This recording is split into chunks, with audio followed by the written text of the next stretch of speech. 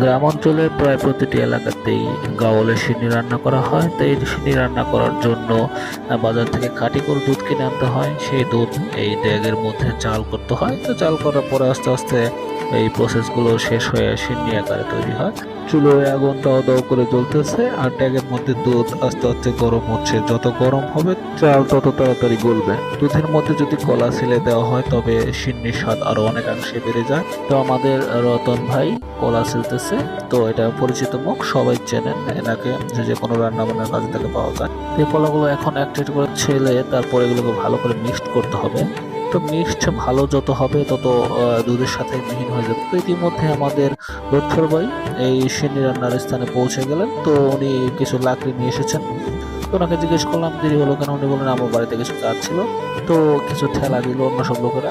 তো সিন্নির জন্য চাল লাগে, সেটা আতপ চাউল। সেটা নির্দিষ্ট পরিমাণে দিতে হয়, বেশি দিলেও ভালো হয় না আবার কম দিলেও ভালো হয় না। তো এই গরম রোদের মধ্যে, কাঠফাটা রোদ, এই রোদের মধ্যেই গ্রামের কিছু মানুষ তারা এই সিন্নি রান্নার মধ্যে কাজে নিয়োজিত। বিনা পারিশ্রমিকে এরা এই সিন্নি রান্না করে থাকে। তো দুধ চাল হচ্ছে, দুধে বলক করতেছে, তো বলক করবে, সেই দুধ মধ্যে চিনি ঢেলে দেবে, এরপর চাল ঢেলে দেবে, এভাবে তৈরি হবে সিন্নি। তো কেউ এখানে কাজের মধ্যে কেউ ফাঁকি দিচ্ছে না, সবাই যে যার কাজে ব্যস্ত। তবে প্রচুর রোদ উঠেছে, দেখতে পাচ্ছেন রোদের মধ্যে সবারই শরীরে ঘামে ভেজা। তো ঘন্টাখানেকের মধ্যে সিন্নি রান্না শেষ হয়ে যাবে। সিন্নি রান্না শেষ হয়ে গেলে সবগুলো সিন্নি আস্তে আস্তে গাবলাই করে রাখা হবে। তো এই সিন্নিগুলো আজকে বিকেলে বিতরণ করা হবে। গ্রামের মানুষ, আশেপাশের গ্রামের মানুষ, বিভিন্ন পেশার মানুষ তারা আসবে সিন্নি খাওয়ার জন্য। সিন্নি বিতরণ শেষে আমাদের দক্ষিণ পাড়া যে চুলদারি পাকার লোকটা, সে এসেছে সিন্নি খাওয়ার জন্য।